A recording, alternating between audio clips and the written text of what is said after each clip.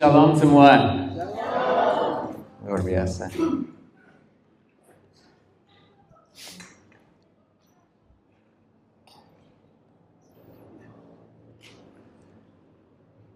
Jika hidupmu dalam kegelapan, berdoalah.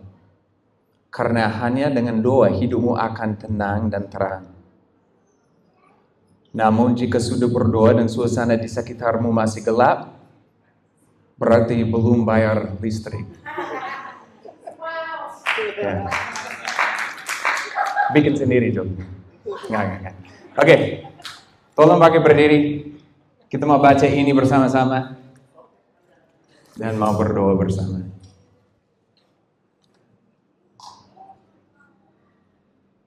Bukan yang ini. Ada yang lain? Ini dia. Oke, 1, 2, 3. Jawab Yesus, jika Dia akan menuruti firman-Ku, dan Bapa-Ku akan mengasihi Dia, dan kami akan datang kepadanya dan diam bersama-sama dengan Dia. Tolong buka tangan, mari kita berdoa bersama.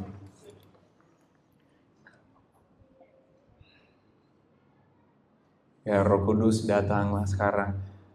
Datanglah dan ungkapkanlah Yesus kepada kami pagi ini.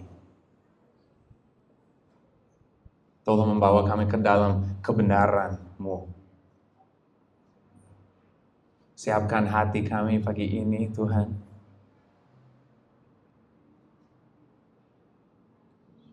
Ya, membantu kami mengosongkan dirinya, biar kami bisa diisi oleh hadirat-Mu, Tuhan. Oleh kebenaran-Mu. Dalam nama Yesus. Amin. Oke, duduk kembali. Nah, hari ini kita mau lanjut dengan seri expository kita dari kitab Markus, ya. Dan selama beberapa minggu terakhir ini kita membiarkan Alkitab membentuk pendapat kita tentang siapa Yesus sebenarnya. Dan hari ini selama kita membaca pasal 5, kita mau menjawab pertanyaan, mengikutinya terlihat seperti apa? Mengikuti Yesus terlihat seperti apa? Kita sudah tahu pentingnya ya dari mengenal Dia yang kita ikuti, tetapi sudah waktunya bagi kita untuk bahas tentang seperti apa kehidupan sebagai pengikut Yesus. Pagi ini kita akan membaca tentang pengalaman pertama dari beberapa orang dengan Yesus. Mereka tidak berjalan bersama Yesus sama seperti murid-muridnya, seperti Petrus dan Yohanes dan lain-lain. Melainkan kisah-kisah ini menggambarkan awal perjalanan iman orang-orang ini. Perjumpaan pertama dengan Yesus. Kita akan membahas beberapa poin yang sederhana dan mendasar yang berlaku bagi kita semua sebagai pengikut Yesus. Tidak peduli apakah kita sudah mengikutinya selama 30 tahun, kita baru saja menyerahkan hidup kita kepadanya tadi malam, atau kita belum mengikutinya tetapi kita mau mulai hari ini. Apakah kita siap? Siap? Aman? Oke. Kita mau baca bersama Markus 5 ayat 1. Mulai dari ayat 1 di mana dia? Oke. Lalu sampailah mereka di seberang danau, di daerah orang Gerasa. Baru saja Yesus turun dari perahu, datanglah seorang yang kerasukan roh jahat dari pekuburan menemui Dia. Orang itu diam di sana dan tidak ada seorang pun lagi yang sanggup mengikatnya, sekalipun dengan rantai. Karena dia sering dibelenggu dan dirantai, tetapi rantainya diputuskannya dan belenggunya dimusahkannya, sehingga tidak ada seorang pun yang cukup kuat untuk menjinakkannya.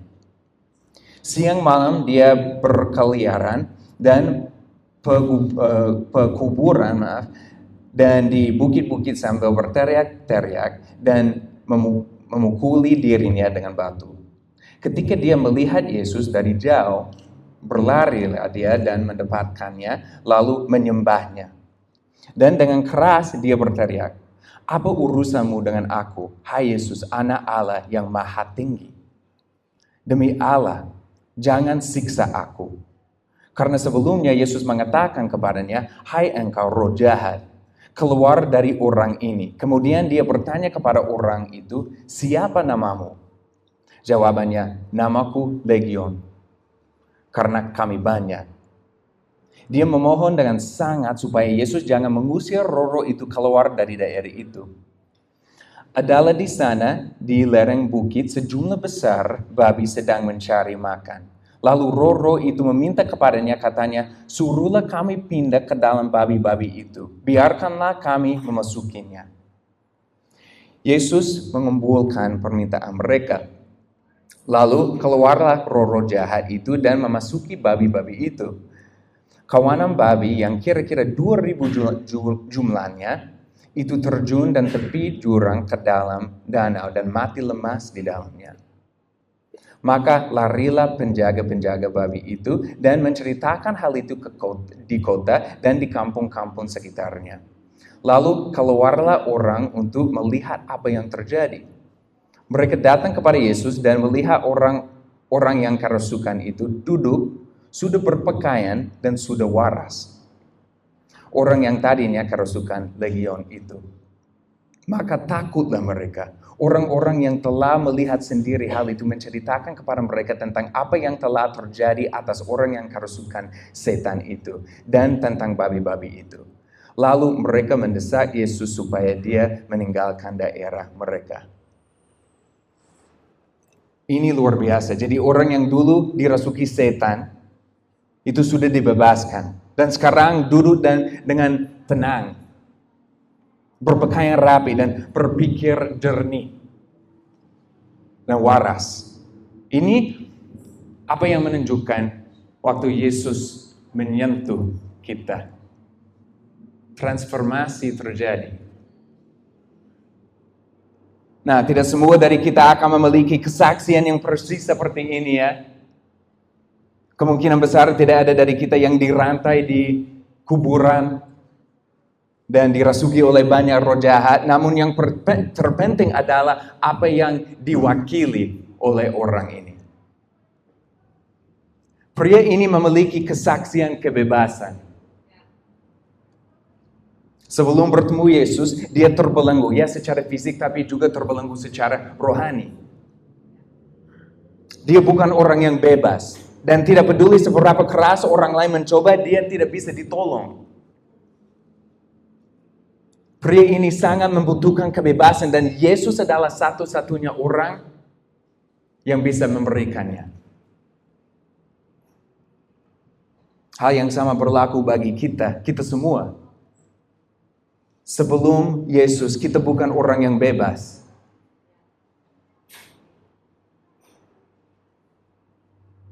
Kita adalah orang-orang yang belum memiliki hubungan sama Tuhan, yang ditakdirkan untuk hukuman kekal, kematian kekal. Namun setelah mengalami Yesus, setelah menyerahkan hidup kita kepadanya, kita dibebaskan dari rantai kematian kekal dan dijanjikan kehidupan kekal. Setelah mengalami Yesus, hubungan kita dengan Bapa di surga dipulihkan. Sampai kita terlihat kudus dan tidak bercacat di hadapannya.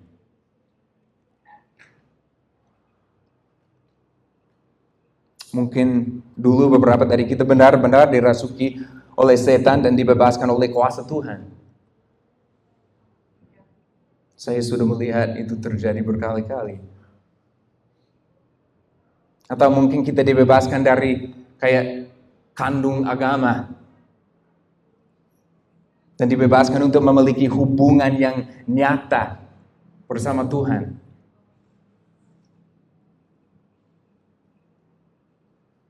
Apapun latar belakang kita, para pengikut Yesus memiliki kesaksian kebebasan. Itulah poin pertama kita. Pengikut Yesus memiliki kesaksian kebebasan.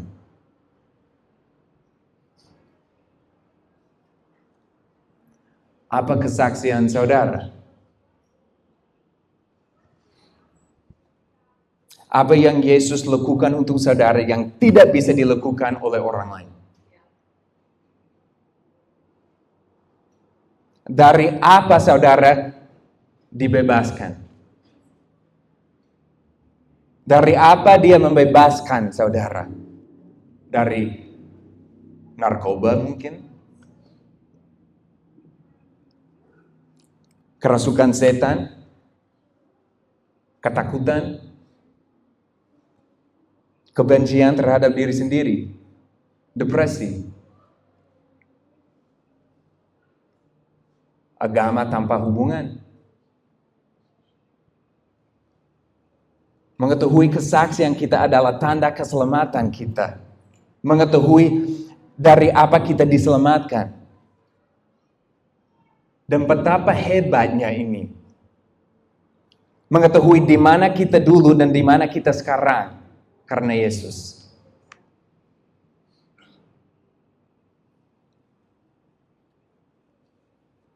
Dulu saya buta, tapi sekarang bisa melihat. Dulu saya lumpuh, tapi sekarang bisa berjalan lagi karena Yesus. Dulu saya depresi, tapi sekarang sudah penuh dengan sukacita karena Yesus.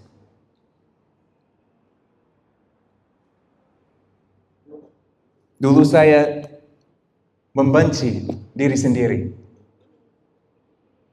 Tapi sekarang sudah puas dengan cara Tuhan menciptakan saya.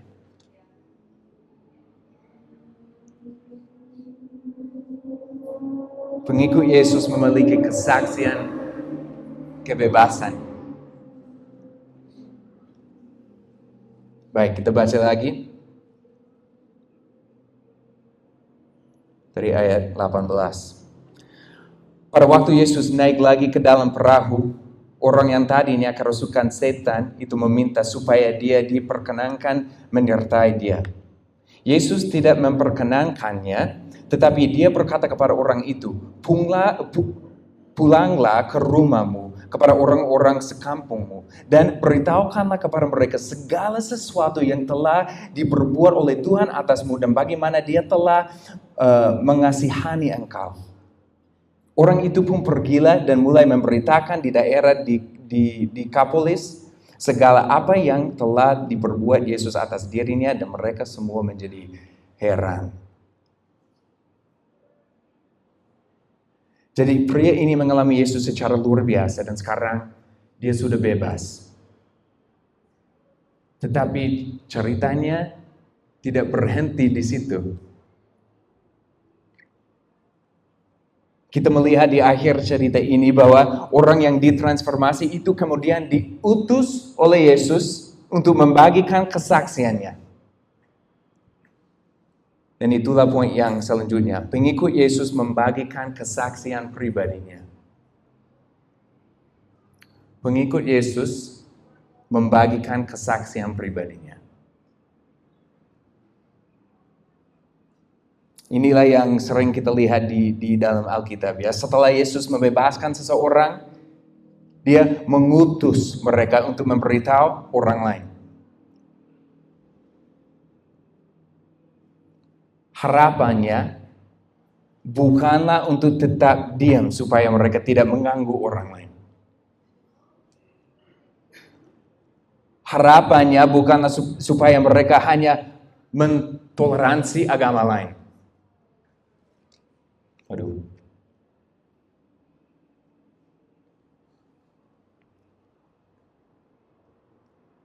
Tidak, harapannya atau dengan kata lain panggilan dari pengikut Yesus yang baru adalah untuk membagikan iman mereka kepada orang lain. Bukan supaya tetap diam aja. Melainkan biar kita bisa membagikan Halo, biar kita bisa membagikan apa yang kita alami bersama Yesus.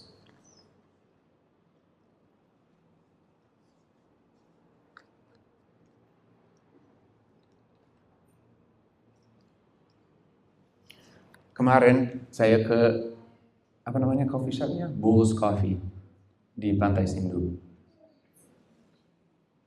Saya mempersiapkan khotbahnya di sana dan waktu selesai, saya sebenarnya parkir motor saya di jalan utama di Danau Tembelingan karena lupa dompetnya, jadi tidak ada kayak uang untuk kasih ke juru parkirnya.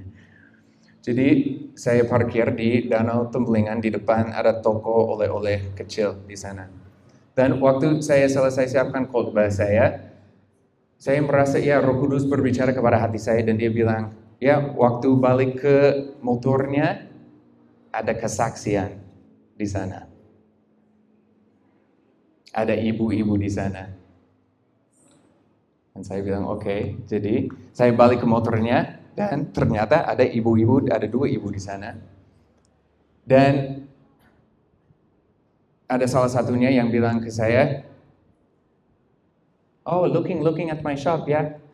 Jadi saya, oh ya Bu, sebenarnya saya bisa bahasa Indonesia jadi gak apa-apa. Dan dia bilang, oh ya usaha apa di sini?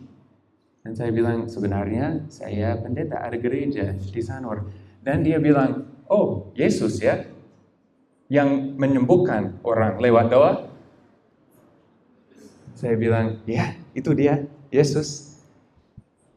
Dan dia mulai sharing tentang ada 2 orang beberapa tahun lalu yang berbicara sama dia tentang Yesus yang menyembuhkan orang.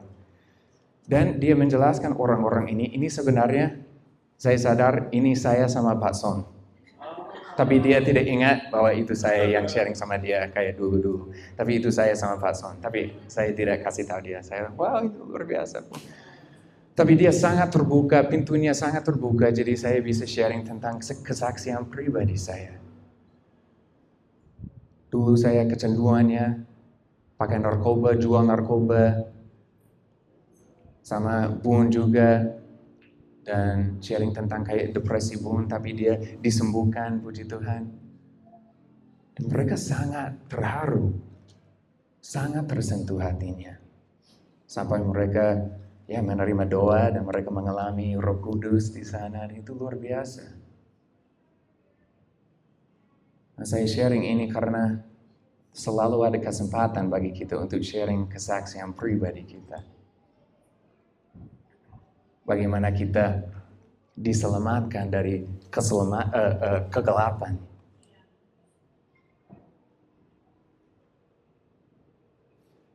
Bagaimana kita sudah sembuh, sudah sehat, sudah utuh. Kan sempurna, tapi utuh dalam nama Yesus karena darahnya.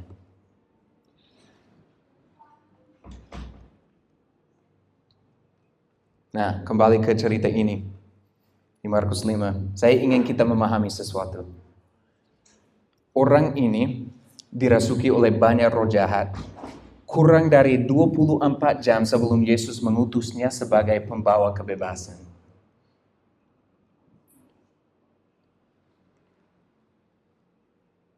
Apakah kita memahami ini?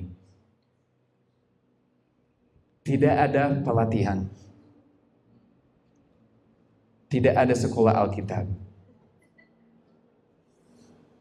Mungkin 1 jam sebelum itu, 2 jam sebelum bertemu sama Yesus, dia dirasuki banyak roh jahat. Dia dibebaskan dan langsung diutus biar bisa membagikan kesaksiannya. Tidak ada sekolah Alkitab. Gak ada masalah dengan sekolah Alkitab, itu luar biasa. Tapi intinya, kalau kita sudah mengalami Yesus secara nyata, secara baru, kalau kita yakin bahwa kita diselamatkan dari kegelapan, kita sudah siap untuk membagikan kesaksian pribadi kita.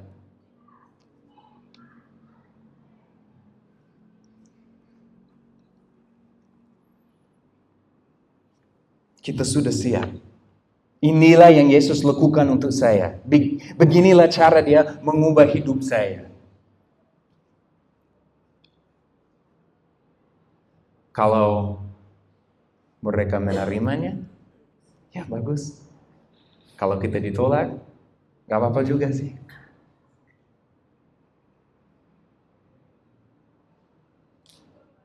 Kita hanya utusan. Itu bukan kuasa kita yang mengubah orang lain. Itu hanya kuasa Roh Kudus, kuasa Tuhan.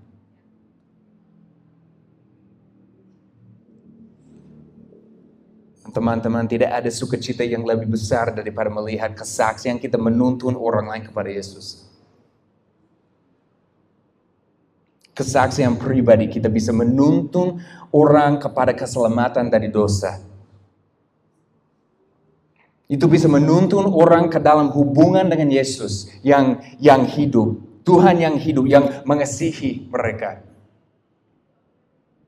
Yang menghargai mereka, yang memilih mereka.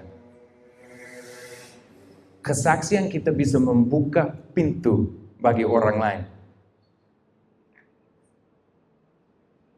untuk memiliki hubungan dengan Tuhan yang hidup.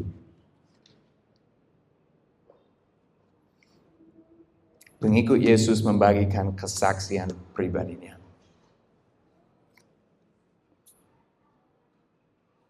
Oke, kita baca lagi. Dari ayat 21. Sesudah Yesus menyeberang lagi dengan perahu, orang banyak berbondong-bondong datang lalu mengerumuni dia. Sedang dia berada di tepi danau, datanglah seorang kepala rumah ibadah yang bernama Yairus. Yairus di atas kan? Ya. Ketika dia melihat Yesus, tersungkurlah dia di depan kakinya dan memohon dengan sangat kepadanya. Anakku perempuan sedang sakit, hampir mati. Datanglah kiranya dan letakkanlah tanganmu atasnya supaya dia selamat dan tetap hidup. Lalu pergilah Yesus dengan orang itu. Orang banyak berbondong-bondong mengikuti dia dan berdesak-desakan di dekatnya. Adalah di situ seorang perempuan yang sudah 12 tahun lamanya menderita pendarahan. Dia telah berulang-ulang diobati oleh berbagai tabib sehingga telah dihabiskannya semua yang ada padanya. Namun sama sekali tidak ada faedahnya, malah sebaliknya keadaannya makin memburuk. Dia sudah mendengar berita-berita tentang Yesus. Maka dia tengah-tengah orang banyak itu dan mendekati Yesus dari belakang dan menjamah jubahnya. Sebab katanya, asal kujamah saja jubahnya, aku akan sembuh. Seketika itu juga berhentilah pendaharannya dan dia merasa bahwa badannya sudah sembuh dari penyakitnya. Pada ketika itu juga Yesus mengetahui bahwa ada tenaga yang keluar dari dirinya. Lalu dia berpaling di tengah orang banyak dan bertanya, siapa yang menjamah jubahku? Murid-muridnya menjawab, engkau melihat bagaimana orang-orang ini berdesak-desakan dekatmu. Dan engkau bertanya, siapa yang menjamah aku? Lalu dia memandang sekelilingnya untuk melihat siapa yang telah melakukan hal itu. Perempuan itu yang menjadi takut dan gemetar ketika mengetahui apa yang telah terjadi atas dirinya, tampil dan tersungkur di depan Yesus dan dengan tulus memberitahukan segala sesuatu kepadanya. Maka katanya kepada perempuan itu, hai anakku, imanmu telah menyelamatkan engkau. Pergilah dengan selamat dan sembuhlah dari penyakitmu. Oke, ada banyak hal yang bisa kita belajar dari perikop ini. Namun, saya merasa Tuhan mau tunjukkan kepada kita adalah ini. Pengikut Yesus mengambil resiko. Itulah poin berikutnya. Pengikut Yesus mengambil risiko. Apa saja risiko yang diambil dalam perikop ini? Kedua orang ini, kepala rumah ibadat dan wanita itu, mempertaruhkan reputasi mereka untuk dihancurkan.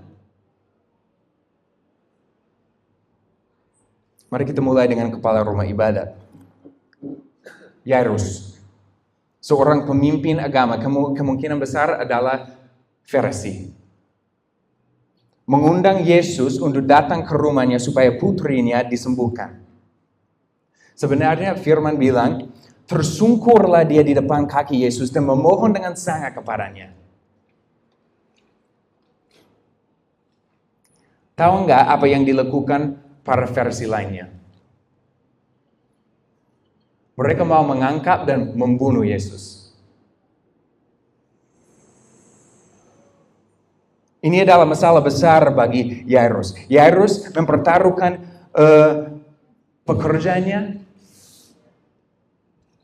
reputasinya, dan kemungkinan besar keselamatan fisiknya supaya Yesus bisa datang ke rumahnya. Sama halnya dengan wanita yang menyentuh jubah Yesus supaya dia disembuhkan. Ini pasti sangat menakutkan baginya. Kenapa? Karena orang-orang dengan jenis penyakit ini tidak diperolehkan dekat orang-orang lain. Dia dianggap najis, kotor oleh komunitasnya. Dan merupakan hukum budaya dan agama baginya untuk menjauhkan dirinya sampai sembuh total.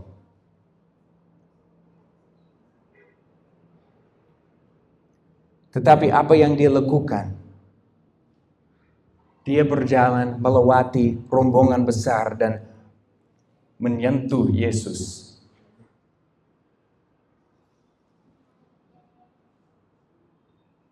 Dia menjatuhkan dirinya di kaki Yesus dan mengakui penyakitnya di depan umum, di depan banyak orang. Omong-omong, penyakit ini kemungkinan besar adalah masalah menstruasi.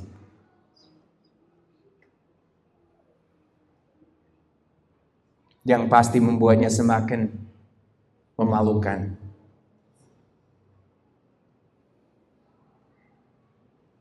Jadi wanita ini, dia mempermalukan dirinya sendiri dan melanggar hukum budaya dan agama. Yairus, dia menempatkan dirinya dalam posisi untuk dibenci, diejek, dan mungkin disakiti fisik oleh Farisi lainnya.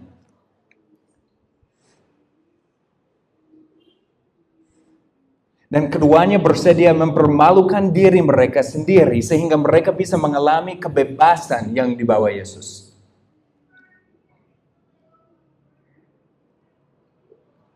Mereka berdua mengambil risiko besar biar bisa berjumpa dengan Yesus.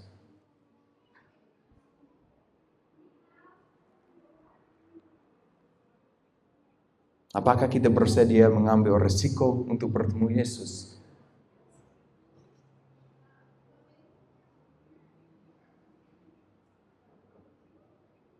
Risiko apa dalam hidup saudara?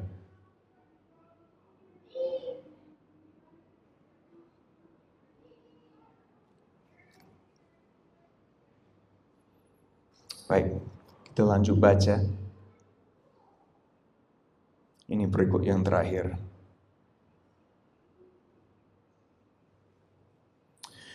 Ketika Yesus masih berbicara, datanglah orang dari keluarga kepala rumah ibadat dan berkata, "Anakmu sudah mati. Apa perlunya lagi engkau menyusah-nyusahkan guru?" Tetapi Yesus tidak menghiraukan perkataan mereka dan berkata kepada kepala rumah ibadat, "Jangan takut, percaya saja." Lalu Yesus tidak memperbolehkan seorang pun ikut serta kecuali Petrus, Yakobus, dan Yohanes, saudara Yakobus. Mereka tiba di rumah kepala rumah ibadat dan di sana dilihatnya orang-orang ribut, menangis, dan beratap dengan suara nyaring. Sesudah dia masuk, dia berkata kepada orang-orang itu, "Mengapa kamu ribut dan menangis? Anak ini tidak mati, tetapi tidur." Tetapi mereka menertawakan dia. Maka diusirnya semua orang itu, lalu dibawanya ayah dan ibu anak itu dan mereka yang bersama-sama dengan dia masuk ke kamar anak itu. Lalu dipegangnya tangan anak itu. Katanya, "Talita kum." Yang berarti, "Hai anak, aku berkata kepadamu, bangunlah." Seketika itu juga anak itu bangkit berdiri dan berjalan, sebab umurnya sudah 12 tahun. Semua orang yang hadir sangat takjub.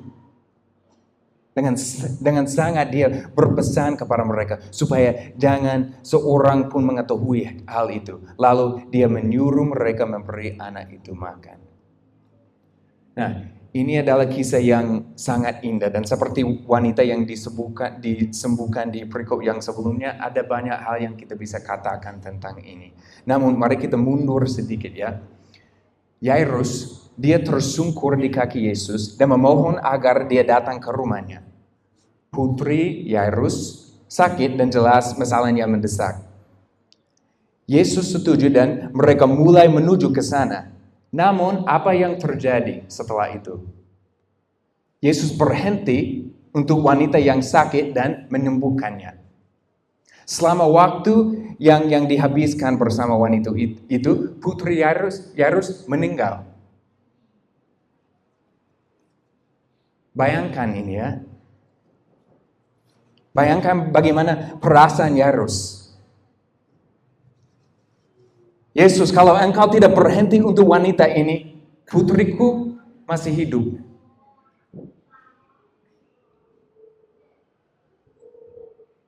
Yesus, kalau engkau berjalan lebih cepat, mungkin putriku gak meninggal. Kenapa engkau harus berhenti?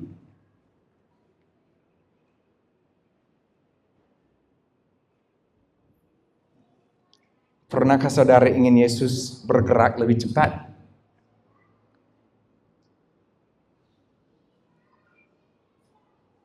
Pernahkah saudara merasa tidak sabar dengan kecepatan Yesus?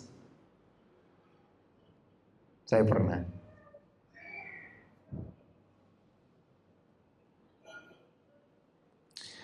Menjadi pengikut Yesus membutuhkan kesabaran dan kepercayaan pada Yesus. Itulah poin terakhir dari pasal ini. Pengikut Yesus membutuhkan kesabaran dan kepercayaan pada Yesus.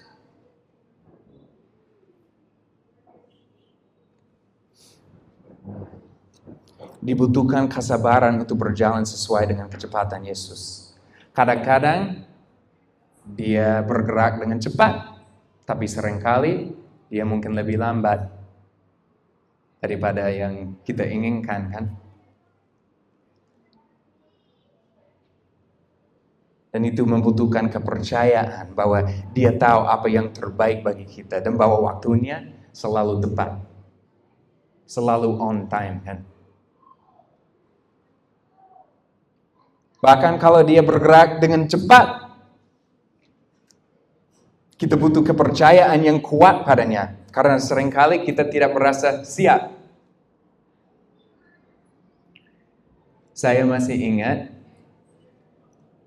waktu kami kayak menerima panggilan dari Tuhan untuk pindah ke Indonesia. Itu tahun 2018. Dan rencana kami adalah untuk pindah ke sini 2020. Mungkin bulan Juni, bulan Juli. Itu 2,5 tahun. Jadi kami sharing rencana ini sama pemimpin kami, Pak Robert, sama pemimpin lain juga. Dan jawaban mereka, wah sangat-sangat baik, tapi sangat tidak nyaman juga. Mereka bilang, kalau ini benar-benar dari Tuhan, kami percaya pada kalian. Bahwa ini kami percaya bahwa kalian mendengar dari Tuhan juga. Jadi silakan. Tetapi kami juga kayak merasa bahwa ada jangka waktu yang lebih kecil bagi kalian. Kami tidak tahu alasannya, tetapi mungkin itu sangat sulit bagi kalian untuk tunggu ke 2020. Mungkin kalian sebenarnya tidak sempat ke sana. Jauh lebih susah bagi kalian. Tapi alasannya kami tidak tahu. Nah, ini sangat susah bagi kami karena itu kayak tidak ada alasan, tetapi mereka mau kayak kita pindah ke sini ke Indonesia 2019 daripada 2020. Itu cuman 10 bulan dari waktu kita kayak menerima panggilan dari Tuhan. 10 bulan untuk kayak keluarga berlima ya, untuk kayak keluar dari pekerjaan, jual rumah, jual barang-barang, cari dana, cari donasi. Itu tampaknya mustahil itu. Dan kami tidak merasa siap sama sekali. Kami merasa sangat takut sebenarnya. Tetapi kami juga sadar bahwa ini kesempatan untuk percaya sama pemimpin kami dan percaya sama Tuhan. Bahwa Dia tahu apa yang terbaik. Walaupun kami tidak merasa siap, walaupun kami merasa takut, mungkin itu Tuhan yang siap. Dan kalau Tuhan ada di dalam kami siap juga. Jadi kami setuju dan Tuhan luar biasa. Walaupun masih khawatir kami, segalanya diurus dengan cepat. Semua donasi datang, bisa jual rumah, jual barang-barang gitu sampai kami pindah ke sini 2019. Nah, apa yang terjadi 2019? Di akhirnya COVID datang. Itu yang mereka kayak merasa dari Tuhan. Mereka bilang, kalau kalian tunggu sampai 2020, itu sangat susah dan mungkin kalian nggak sempat kayak ke Indonesia sama sekali. Itu COVID. Saya sharing itu karena waktu ada undangan untuk pindah ke Indonesia 2019, itu kayak, Tuhan ini terlalu cepat. Ini terlalu cepat, kami tidak siap sama sekali. Tapi ternyata Tuhan merasa bahwa kami siap. Dan puji Tuhan, berhasil. Kami di sini dengan selamat, ada gereja sekarang. Nah, kalau kami mungkin lebih memperhatikan kekhawatiran kami daripada apa yang Tuhan bilang, mungkin tidak ada gereja All Peoples di sini hari ini. Bayangkan itu.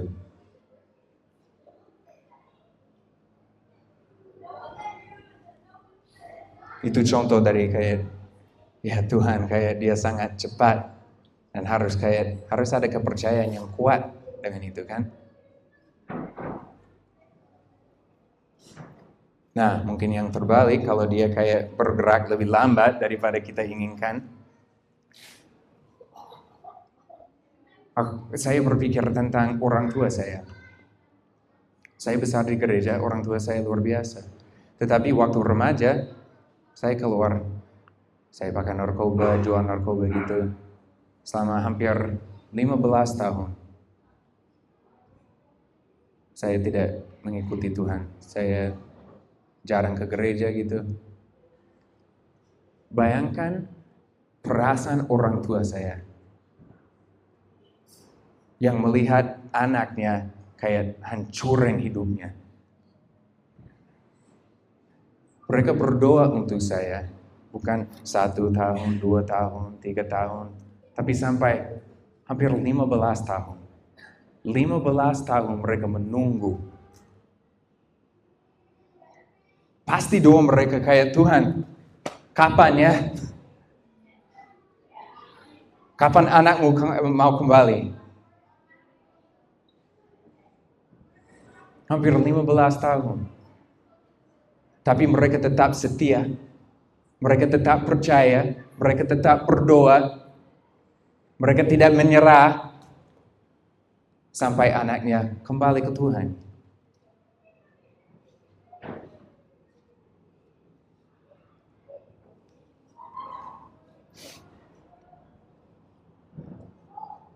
Sebagai pengikut Yesus, kita tunduk pada waktunya.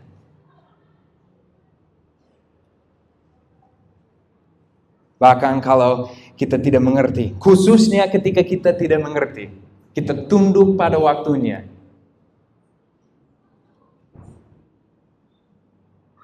Bagian dari menjadi seorang anak adalah mempercayai Bapa kita, bahkan ketika itu tidak masuk akal, kan?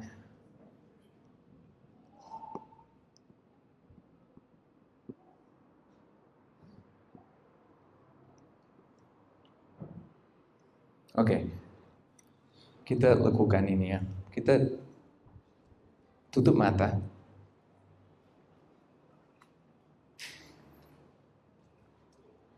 Dan dari 4 poin ini, pengikut Yesus memiliki kesaksian kebebasan. Pengikut Yesus membagikan kesaksian pribadinya. Pengikut Yesus mengambil risiko, dan pengikut Yesus membutuhkan kesabaran dan kepercayaan. Sekarang kita mau berdoa dan berpikir dari 4 poin ini, apa poin yang paling susah bagi kita untuk terapkan dalam hidup kita?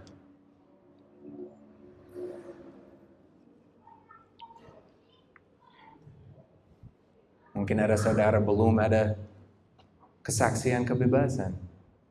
Mungkin belum mengalami Tuhan secara nyata, secara luar biasa. Mungkin saudara takut untuk membagikan kesaksian pribadi. Mungkin takut mengambil risiko. Kenapa? Mungkin karena reputasi, takut diejek, takut ditolak.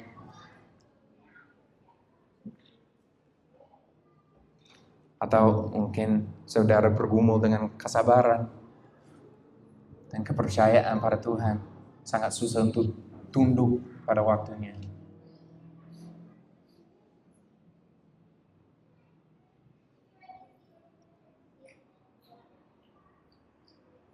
Ya, jadi mari kita tunggu, tetap diam, mendengar Roh Kudus dan mendengar anak-anak di atas kita. Apa-apa. Dan biarkan dia memunculkan apa yang paling susah bagi kita masing-masing.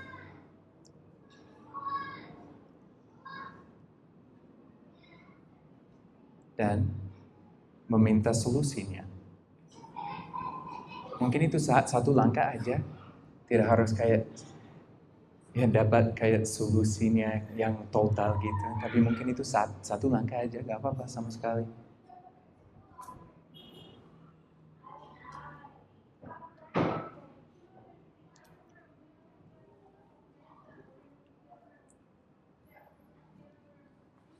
Jadi silakan berdoa. Kita ambil 1-2 menit saja.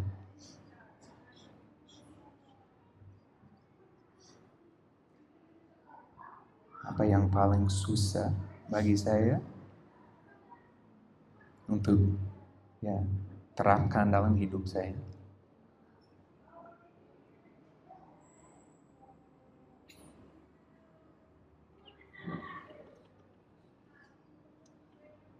Dan apa langkah yang bisa diambil?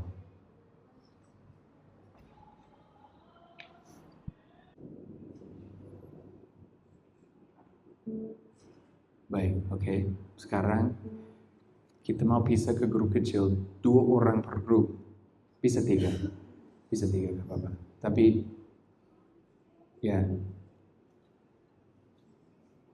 tidak lebih dari 3 ya. Dan kita mau sharing apa yang kita dapat dari Roh Kudus. Apa yang paling susah Dan kayak langkah yang selanjutnya yang bisa diambil ya.